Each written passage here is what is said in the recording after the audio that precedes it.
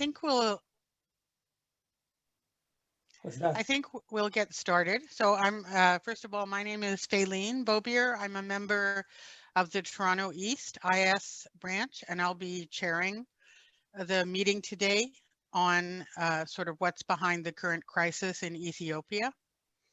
I want to start just by acknowledging that we are settlers living in Toronto, the traditional territory of many nations, including the Mississaugas of the Credit, the Anishinaabe, the Chippewa, the Haudenosaunee, and the Wendat peoples. Toronto is now home to many diverse First Nations, Inuit, and Métis peoples. This land is covered by Treaty 13 with the Mississaugas of the Credit. We're coming together today from our homes, wherever we are across Turtle Island. And in honoring the ability to gather, we also recognize the First Nations, Métis, and Inuit peoples who have inhabited and cared for this land for many millennia. Part of each of our reconciliation efforts compels us to know and understand our colonialist history and the devastating destruction that it has caused and the ways that it continues to damage the lives of many. People probably saw recently that the Indian Residential School Survivors Society is calling on the federal government and the Roman Catholic Church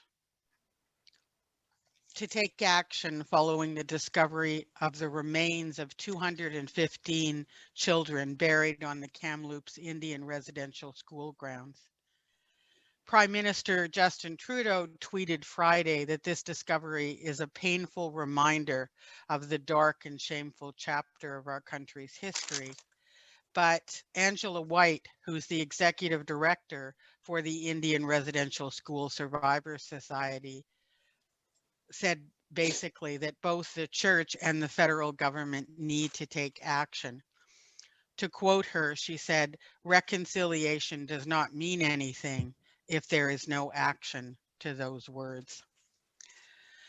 So thanks for joining the Toronto East branch of the International Socialist today. This is a fundraiser event for Socialist.Ca and for our upcoming Marxism 2021 conference that we're holding in conjunction with Marx 21, which is our sister organization in the United States. So obviously no donation is necessary to join the event. For those who can, there's a link that maybe I can ask Brian to put into the chat.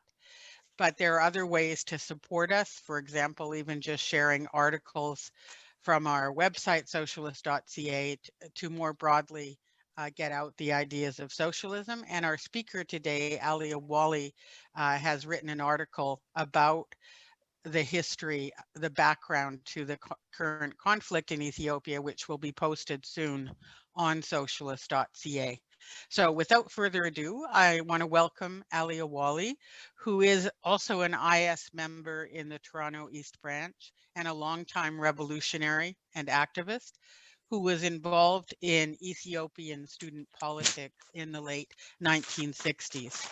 So Ali will be speaking for about 30 to 40 minutes. And after that, there'll be lots of time for questions and discussion. So Ali, do you want to go ahead? Yeah, okay. Good afternoon, everyone.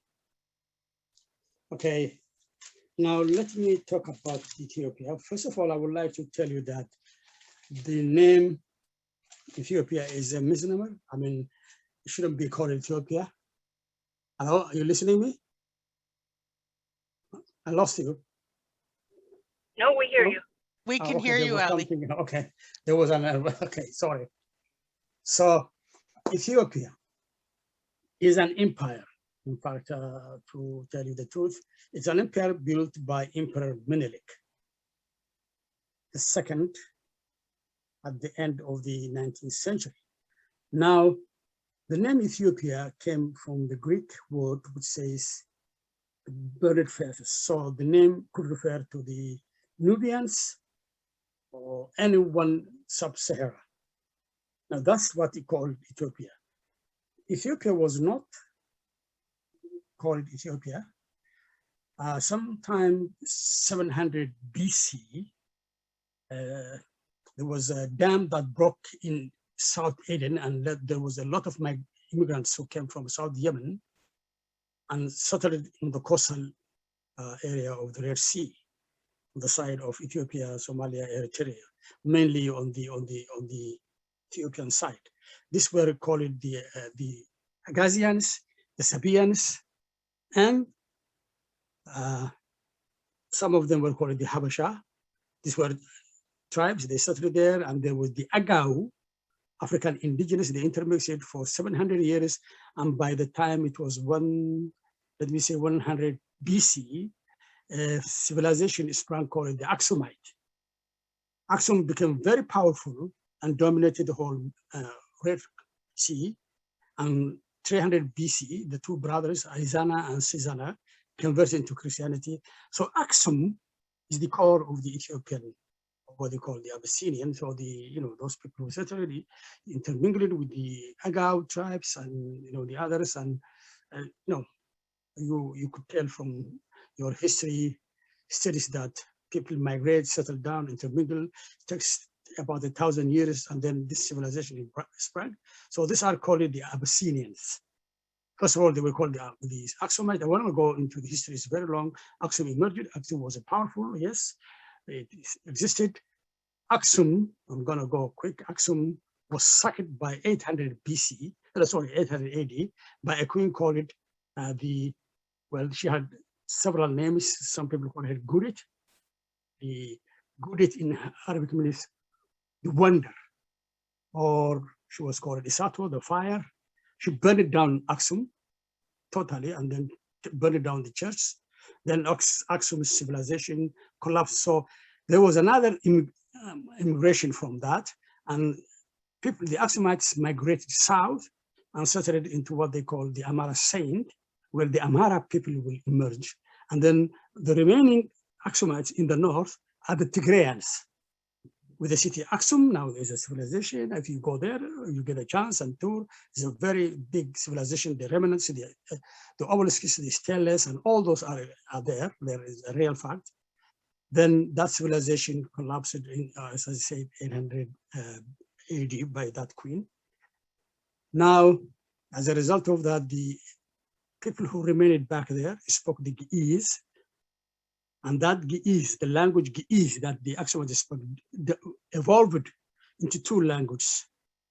The Tigrayan language in the north, the Tigray, and the Amharas, in the Amhara Saint, what they now call Wollo, Gondar, and Gojam. So now, these two tribes, these two nations, the Amhara and Tigray, are called the Abyssinians. Now, no one called those civilizations Ethiopians. They were either the Aksumite, which ended, and then came the Tigray in the north and the Amhara in the south. And these are Abyssinians. Now, let me go quickly and come back to the 16th century. Now, in the 16th century, the Ethiopian kings established their first, let me go back to the 12th, sorry. In 12th century, there was a new dynasty called the Agau, or the Lalibela, they established a new kingdom in a place called Lalibela, the rock-hewn church, if you have seen. It was a civilization, but based in religion and Christianity. And let me tell you, the Aksumites when they got converted, they became Orthodox, close to the Greek and the Russian and the Egyptian church. And the Pope, or what they call the Papas, was coming from Egypt at that time. And so in 12th century, from this new, what they call the Agau, established a new civilization called the Lalibela civilization, and then that itself collapsed. And then on the 1280, a king called Claudius, Kuna Amlak, established the first Amhara speaking state in the area called now Amhara Saint in Wollo region. and then the Tigrayans remained. So these are the two Abyssinians. So for centuries, this is called Abyssinia. Tigray, Amhara, they were interchanging, who sometimes it was the the Tigray who were taking the power, at the other time the Amharas in Gondar, Gojam, and then finally the Amharas settled in Gondar and built the city of Gondar, the walled city of Gondar, and there was another civilization there. So Aksum still in the north, the Tigrayans in the north, in Adwa. So this is the first Abyssinian kingdom that you will see in the north. We call the highlanders. These are very high mountains there, like Mount, I mean, it's very, very high. It's a very mountainous area. So this is called the highlanders or the mountainous people. The Abyssinians are the rest of the country. You know, some of them are very low in the lowlands. Some of them, of course, not as high, but of course, highlands. Now, what happened was during the 14th century, at the end of 14th, 15th century, Ethiopia was invaded. I mean, the Aksumites or the Amharas and they were invaded by the most powerful Islamic kingdom, they call it the Adal, that was centered in the city of Harar, which is itself a walled city in the east, where you have the Harari, the Oromo, and the Somalis. That was called the left-handed Ahmed or Muhammad. He invaded Ethiopia, and like Gurit, he himself destroyed everything that was there, chasing the kings of Ethiopia around for 15 years. And when Ethiopia was about to collapse totally, and Ahmed overran the whole area, he had about 15 to 20,000, mainly Somalis. And that's why the enmity have started with the Somalis. 90% of his soldiers were Somalis, the others were from the Oromos, the other national, the Afars, the Hararis. They overrun and then start chasing the kings, and the kings were going to hide in the mountains, which is very difficult. But in the 60s, at the same time, at that, well, sorry, that period, Ethiopia appealed to the Christians in Europe. And if you have read, there is a book called Prester John, the Christian king somewhere in Africa.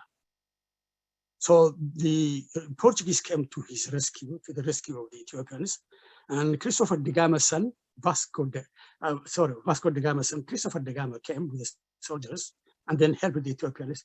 Ahmed Gran was killed, and then his forces were defeated, and they retreated back and came back to Harar. Now that is the first encounter, major encounter between the Muslim states in the east and the Christians in the north. Now the Amaras came back. From then onward, it was the Amara kings who were powerful. But somehow, again, in the early 18th century, there was another disintegration, and there was no one powerful, and then there was an era called in Ethiopia, the era of the princes. So there were several strong princes, Tigrayan prince, Amara prince, regional prince, Gojami prince, Gondar prince. These were also a period of another disintegration. And then finally, a king came called Theodros. He united some of those. Theodros was a very difficult man, but at the same time, he tried to unite Ethiopia. Then he had a relationship. He started corresponding with the British and trying to get help. But he imprisoned some of the British delegates that came to him somehow. And then the British got angry and they sent an expedition from India with elephants. He came through Eritrea. And on the way, when he committed suicide, but the British went back. They didn't occupy Ethiopia. Then later on emerged another king, the Tigrayan king, King John, or Ethiopia is called Johannes. Johannes tried to unite the Ethiopian princes, became the most powerful. The British came to his help. They supplied him with the army because they wanted him to help them in their fight against the Mahdi of Sudan. That was the rebellion where Gordon was killed. So they trained Tigrayan soldiers, they armed him, they trained him well, and then he was the most powerful.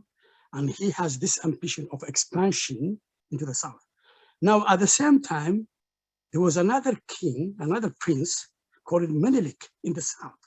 A Shawan and Amara was emerging, and at this time he was very shrewd. He started accumulating weapons, buying from the British, the French, the Italians who were coming at that time to Eritrea and occupying. And also he was getting help from this, the Tsarist Russia. But Menelik understood what firearms means, and he started accumulating firearms, buying, getting help. Somehow he managed to organize. I don't want to go into his background. He got imprisoned by Tewodros. He managed to accumulate a very formidable and an immense firepower. But he submitted himself to King John, and he said, "I'm your royal servant," because he was afraid if King John invades him, he will get the help of the British. John will get the help of the British. So he didn't bother. He just said, "I'm your vassal. I will be doing so." Johannes ordered him to go south, just expand. So Menelik started expanding to the south. When Johannes was killed at the Battle of Matama by the Mahdi soldiers, there was a competition for the crown. Now, Johannes' son was not strong enough. He's weak. He was not armed. The British left. Now, Menelik, who was well armed, was buying weapons from the Italians, getting weapons from the French, was able to march into Aksum and crown himself as king of kings of Ethiopia. And then Menelik started his expansionist policy. Now I just try to summarize what was going on. I don't want to go. So he started going south, east, and west of Ethiopia. Let me tell you how formidable his force was. There was a British consul who was trying to negotiate. He said, Menelik has a formidable force. He has 120 Krupp cannons. Krupp was the latest cannon that was used in Europe. He has got 300,000 rifles and 4 million cartridges.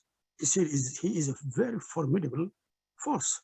So Menelik, with these weapons, started conquering the southern regions, the land of the Oromos, the land of the Gomos, the land of the Kafas, the land of, it's a whole list, the land of the Gragas, and then he went into the, and all these people had their kings, their system of government, whatever it was, their religions, whether it was, mainly it was neither Islam or Christianity. They had their own way of worshiping.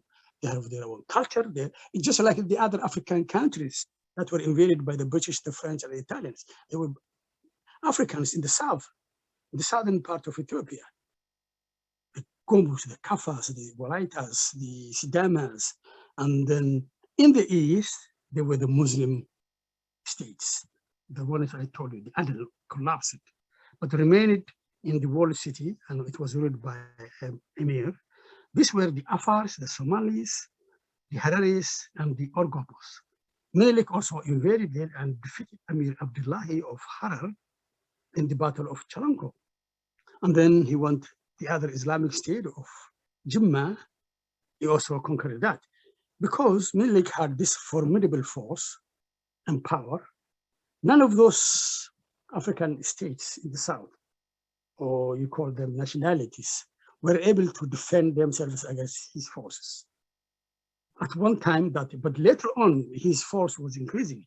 Now, where did he get weapons, as I told you, from the French, that occupied French Somaliland, the Italians who were occupied Eritrea, and then the Soviets who were, I'm saying the Soviets, the Tsarists, who were doing this because the Tsarists were Orthodox because of religion.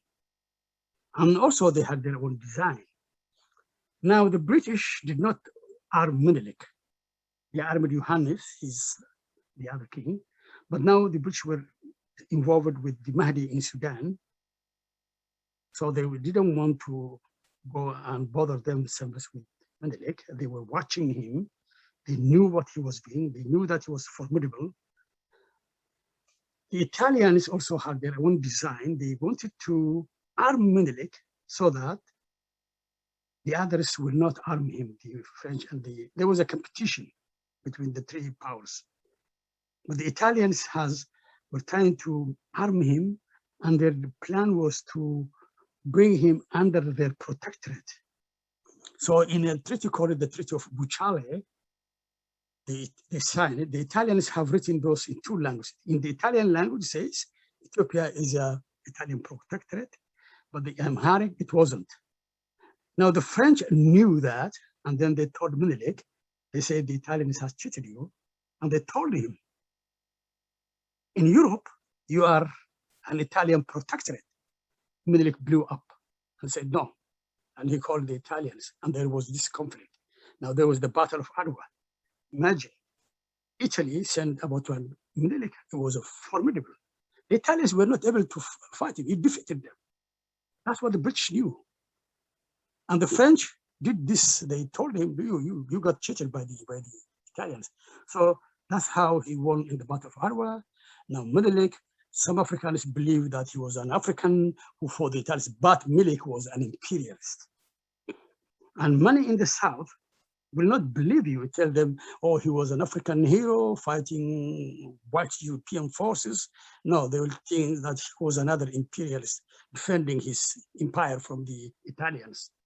But the Amhara and the Tigray Sea, and also for a long time, the Western academicians have developed this myth of an Ethiopia that has never been defeated, that is 3,000 years old, because Menelik and Haile Selassie and all the Ethiopian kings have employed these academicians to create this mythology that came from the Aksumites, and then the time of the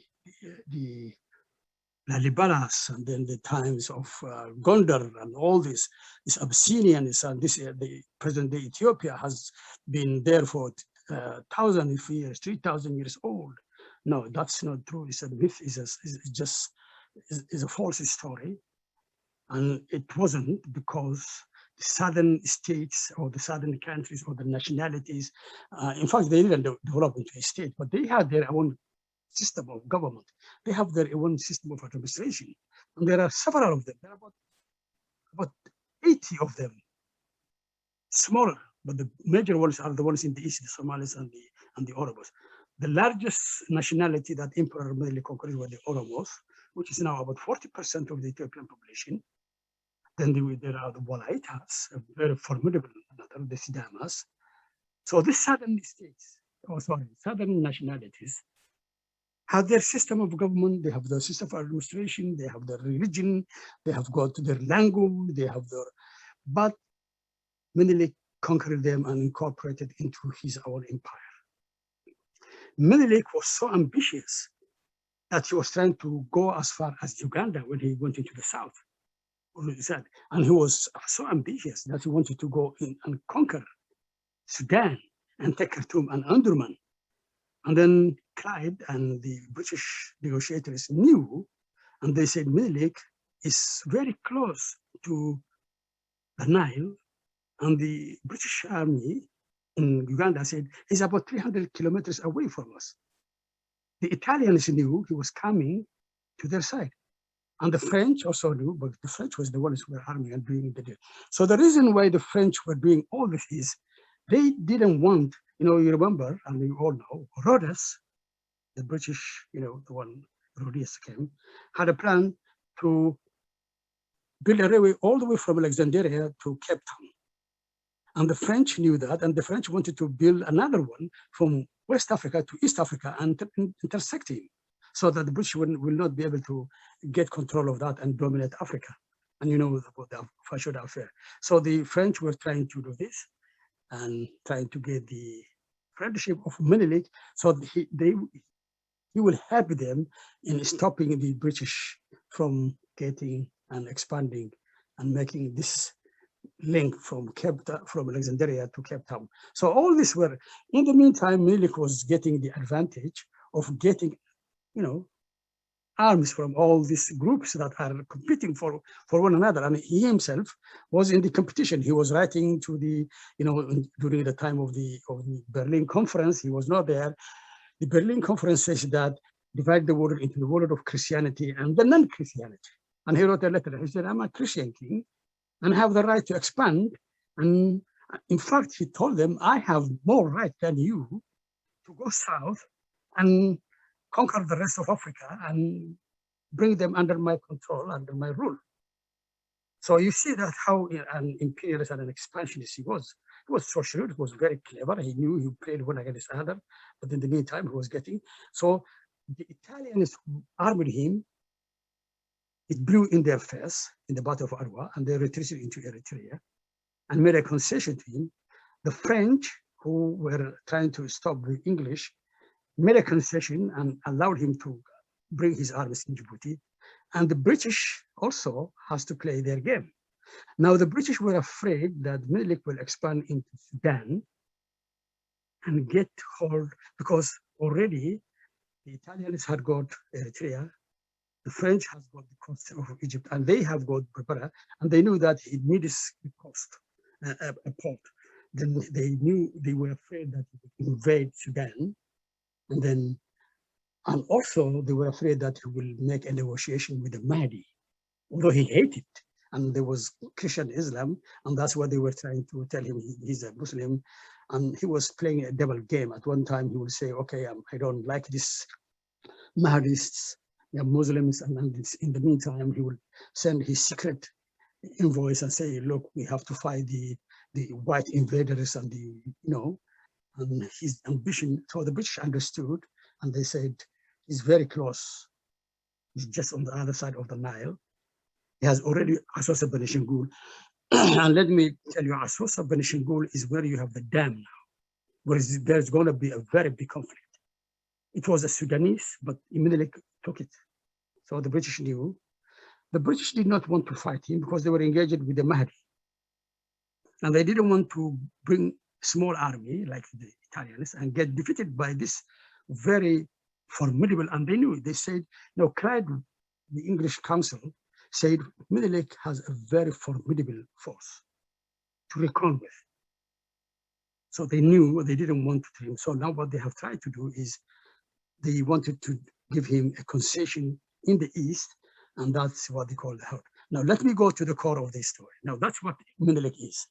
I'm trying to prove you that he was an imperialist taking his part of the scramble for Africa in this region and was even going far.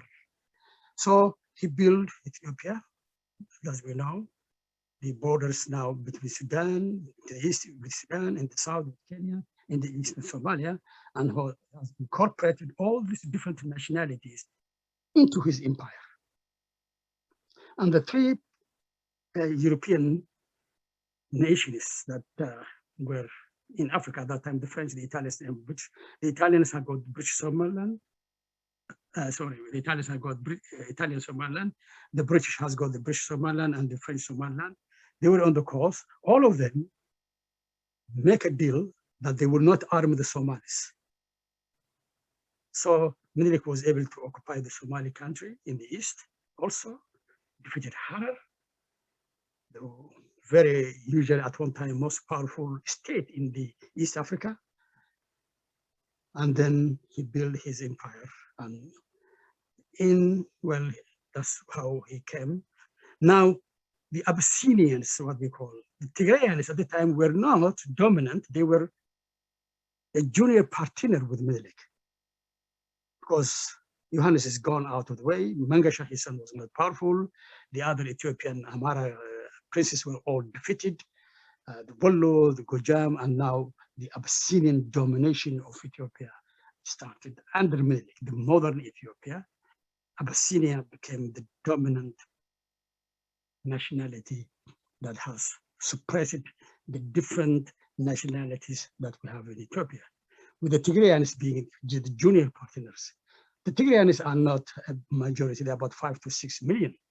They're the third largest ethnic or nationality. The first being the Oromos, the Amaras, which is always the most dominant. The Somalis are the third, and the Tigrays are the fourth. The rest are very small, 1 million, 2 million, 3 million. These are the four strong and populous regions. The Somalis also occupy the largest region in the whole of Ethiopia. The east is a very, very large region called some people call it the Ogaden, some people call it the Western region. So they live in there. They're about 10 million. And I don't want to go into the whole history between the conflict between Ethiopia and Somalia. People think that Somalia invading, but this is the problem. So you see that the Tigrayans and the Amaras became the dominant factor in the Ethiopian history, beginning from Menelik, and they became the nationalities. But the Tigrayans, being the junior partners, were always upset. They felt they were left out. They believed that they were the origins of the Ethiopian civilization, of the Amara civilization, of the Abyssinian, the Aksumites, because in the region they live now, in Tigray, is Aksum, is Adwa. All the civilizations of Ethiopia, the Aksumite, is in the Tigrayan region. They believe that they are the ones who inherited, and they are the genuine Abyssinians. The Amaras, they call the Amaras, you are just upstarts. But the Amaras were dominant for the last 130 years. And so that's the empire that was built by Emperor Menelik. Now, Emperor Haile Selassie came. I don't want to go. Emperor died. His grandson, King, or he was called Legiyasu, came. Legiyasu was the son of a Muslim leader that was defeated by Menelik, and who was converted into Christianity and was called King Michael or Lux Mikhail. And Menelik gave his daughter, as you know, usually what they do is when you conquer one, you want to have his alliance and friendship. So Michael, who was called Muhammad Ali, married Menelik's daughter and gave a son. Menelik did not have children, and his grandson became a king. His grandson was a very enlightened young man at the age of 20. He went into the south and the east, and he saw the oppressions that the people are suffering. So he wanted to completely overturn all that.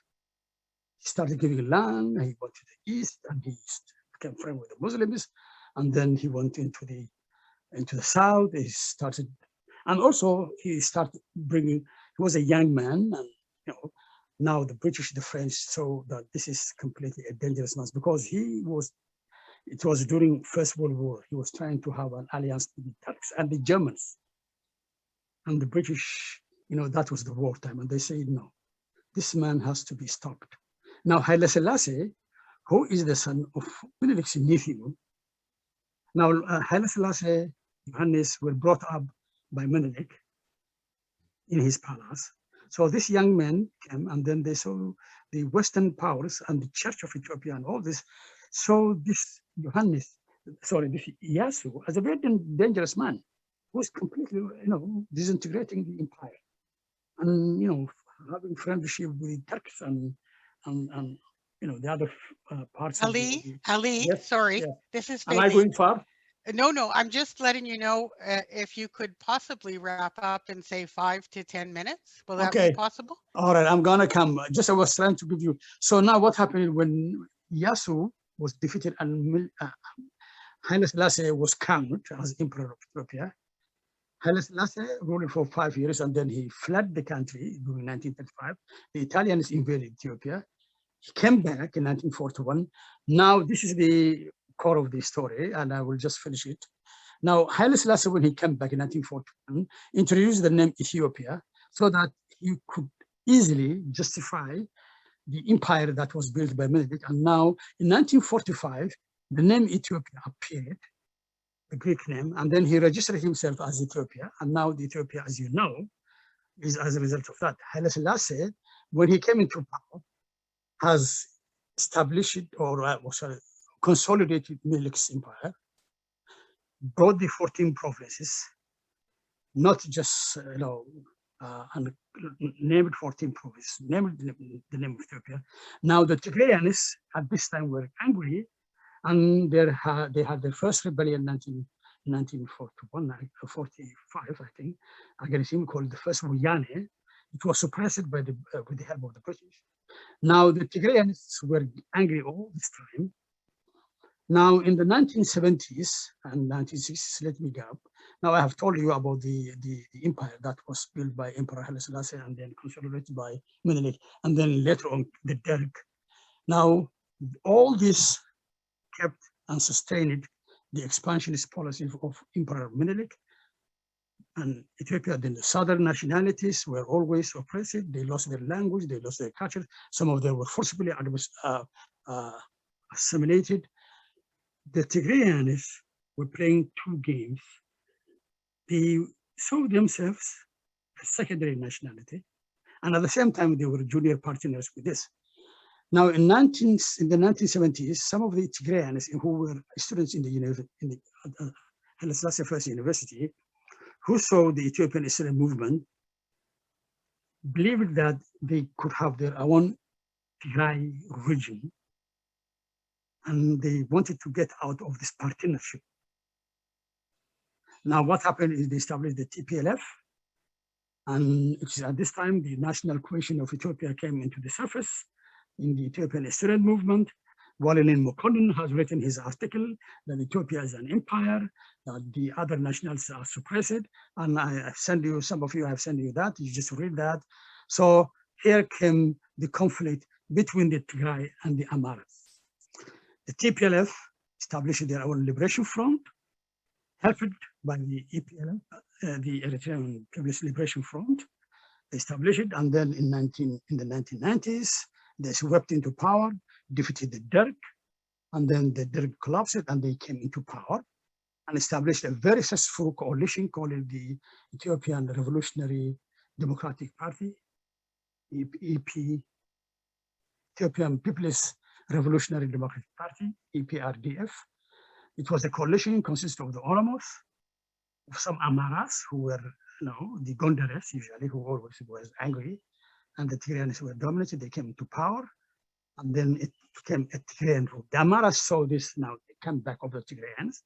Now the conflict started when in 1990, the Tigrayans introduced the federalist policy, and said that the old suppressed nations and nationalities have the right to self-determination up to secession.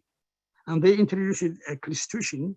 Article 39 of Ethiopia says that the right of nations to self-determination up to and including secession. This was the article written by Walilin in 19, and they were students there. They saw that, and they saw it's a good opportunity to introduce this so that they will be able to stay in power. But they tended to be authoritarian when they were there. They didn't do all the reforms that they were expected from them. The nationalities were happy that they got this regional independence from the Tigrayans.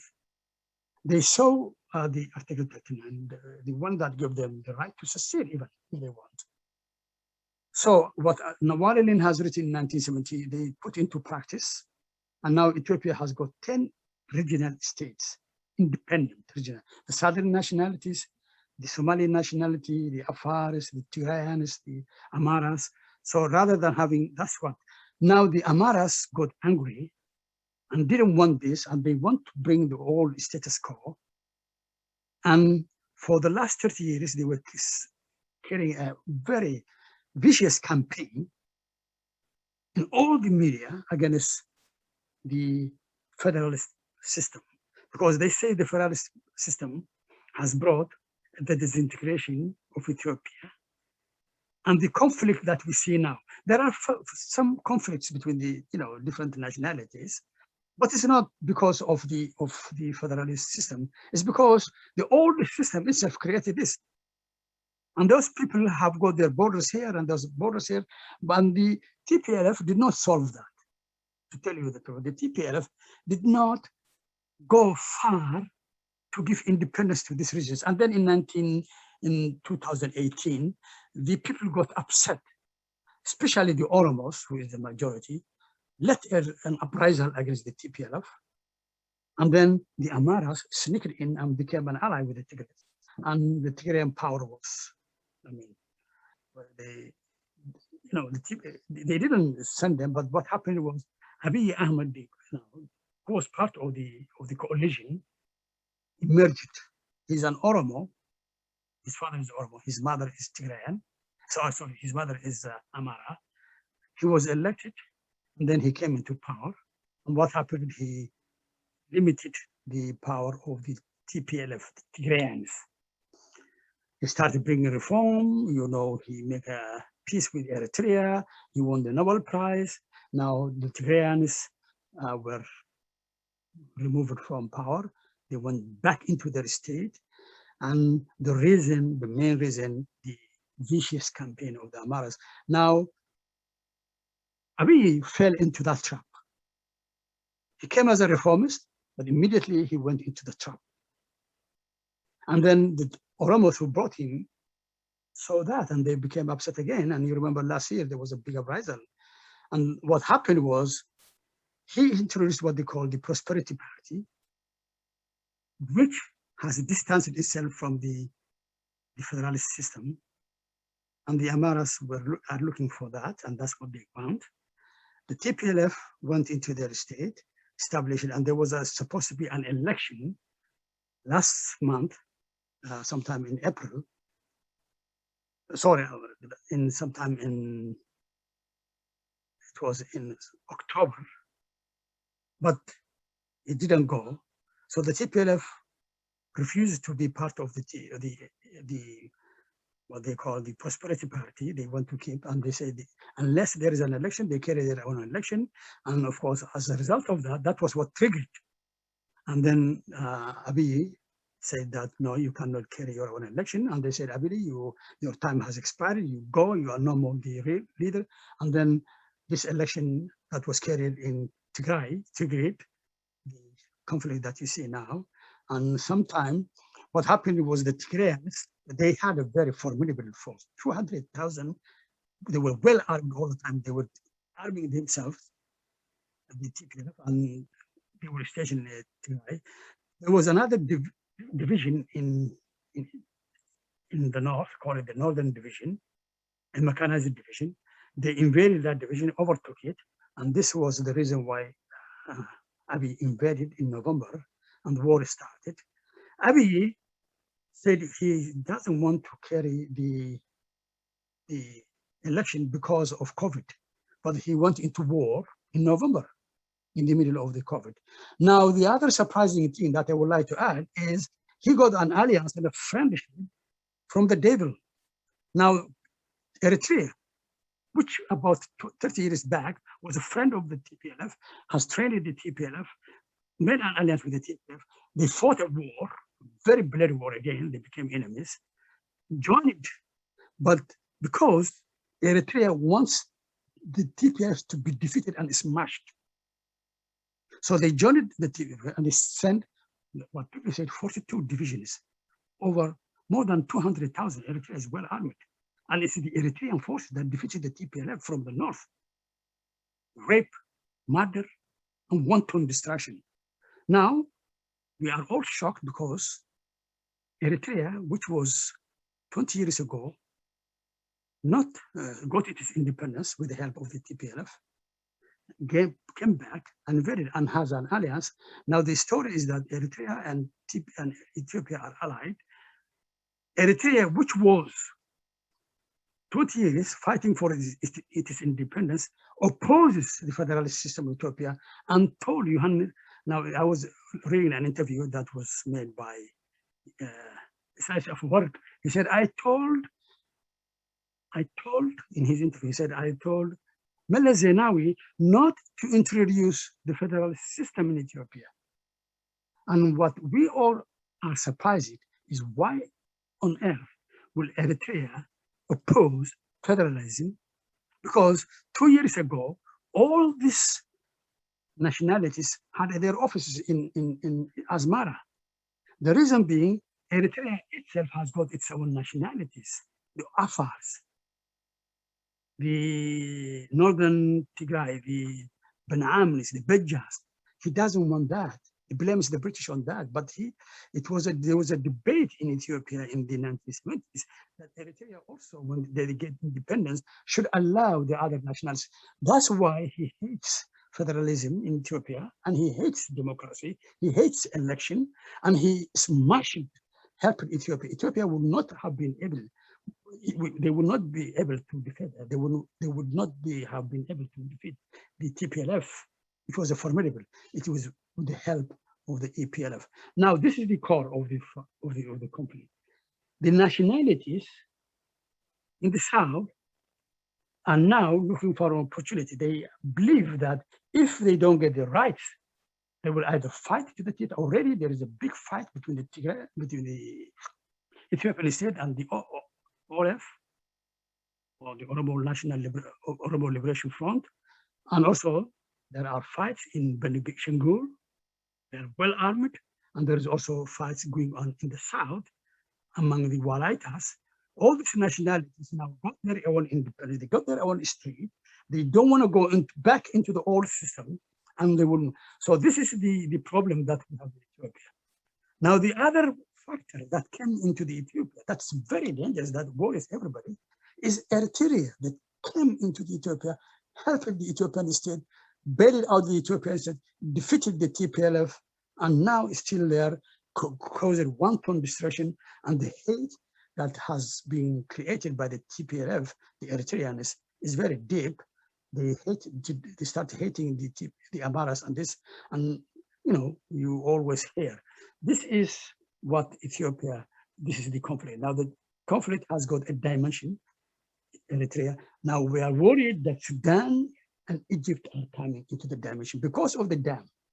Benishangul is a Sudanese state or a Sudanese region that was occupied by Menelik, and now in the last few weeks they got well armed, and already in Benishangul there's a big fight. I am worried that someone will bomb the dam and it will flood the whole area. So that's going to be another disaster, like I told you about 3,000 years, the dam that flooded the Yemenis in the north, that will happen. Now, this is the problem. It's a problem between the expansionists in the north and the southern nationalities. Now, the Eritreans who were supposed to be on the side of the oppressed nationalities have sided the other side. And now the whole system is married up. I don't know how it will end. Where will Eritrea go? The United States is telling Eritrea to get out of that country. The world is telling Eritrea to move out of Ethiopia. But what Isaias is trying to create is he's the one who is running the show now. That's what we believe in Ethiopia. I believe he's the one who is running the show. And young Nobel Prize winner is his little puppet there. He's using him, and I don't know what his design is. And this is what is confusing everyone, that he just came into the dimension, and then that's where I will end. I'm sorry, I just probably just talking and mud a little bit. So now you can see the different nationalities, the dimension, and the people who got involved, and that probably Sudan and Egypt may get involved in the long run, and I don't know what Ethiopia will happen. It could disintegrate like the Soviet has disintegrated, or it could fall like the Yugoslavia into parts. Some of the parts are getting ready for that. So we'll just see about 110 million in that country. All right, I will end there, and thank you very much. Thank you. Thank you very much. No, it was great. Thank you, Ali. Okay, so now we've got time for questions and comments. The working class or a socialist revolution is the only way forward for Ethiopia. But what they believe it is, the nationalities, the suppressed nationalities, can only be brought into the struggle for a socialist state is to recognize that they are oppressed nationalities. And that's why he wrote this article. There was a big debate.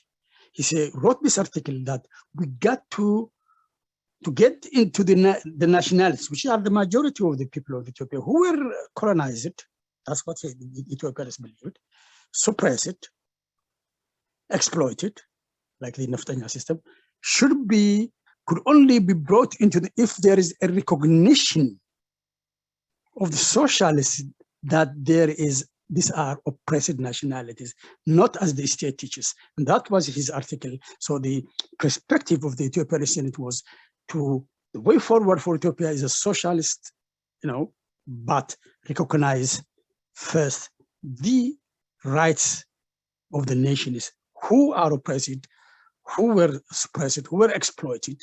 That is the perspective. And I think that makes clear. Walilin and his group, the group in Algeria later who fled, did not, they made very distinct and clear about that. Now, that was the perspective.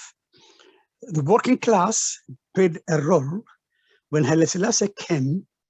The last days of Haile Selassie, when there was a big rebellion, there was still a movement, the working class were very small, but they became very decisive. There was a wildcat strike in Addis Ababa in 1975 when the prime minister refused. There was some reforms. The student movement, the march, there were all kinds of uprisings. But the one that was so decisive, and that's why the working class is very important. Very small though they were in Ethiopia, or still, you will read in my article, made a wildcat strike for 3 days, and the emperor and everybody started negotiating. They negotiated. That's what brought this, and this quick.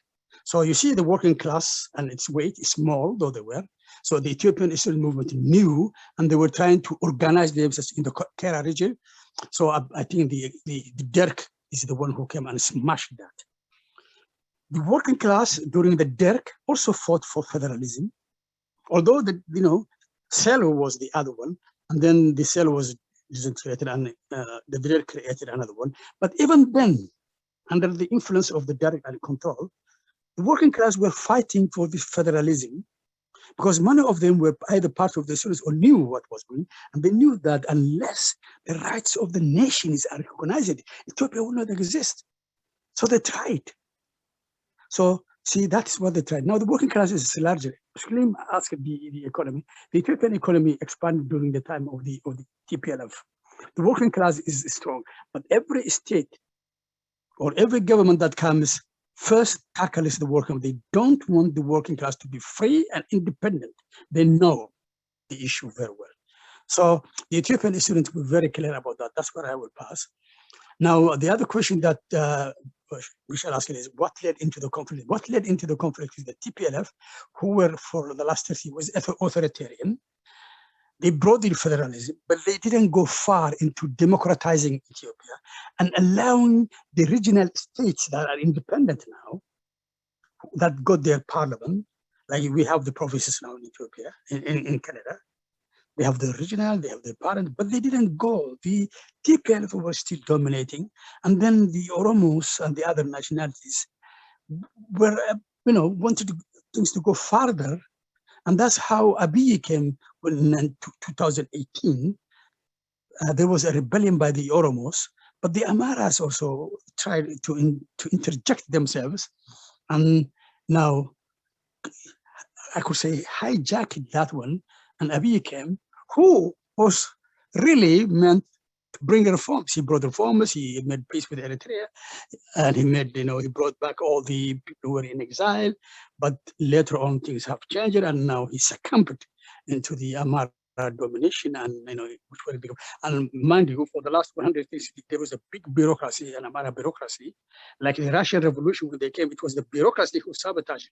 That bureaucracy that was built by men like Haile Selassie, Derg, are still there in Ethiopia. They dominate there. The general managers, the directors are everywhere. They're everywhere. They dominate the country. So what happened is they came back, and the conflict, the Tigrayans were removed from power, and they went into Tigray. Some of them were imprisoned, some of them were removed from the positions that they were, Meles Zenawi, and then the new president, who was mainly from the southern nationalities, resigned, and then came Abiy. And when Abiy came, he tried to distance himself with the help of the others from the reforms that he promised to carry. And this was the core of the, and when his time came and expired, there was supposed to be an election. He refused to bring the election because of COVID. The TPLF said, no, we don't recognize you. And that led into the conflict. And that's what, why it was, that led into the, that was the spark that ignited the fire. And they said, no, they carried their own election. The government said that election is illegal. And they said, no, you are not the leader. And then the conflict started. And then when they invaded and took, control of the the Northern Division, which was stationed in Mekelle, when they took that, they invaded. So that is the core issue. Now, John asked the question of the imperialism. Well, we call Ethiopia is an imperialist state. It's a black imperialist. They expanded into the regions like the British, the French, the Italians. They have all the characteristics of the imperial settlers. They settled in the south. That's what Wallen's article talks about, the Lufthansa system. They were carrying administrative and militarily in the east, where the Somalis and the Oromo, live. They didn't settle there, but it was garrisons.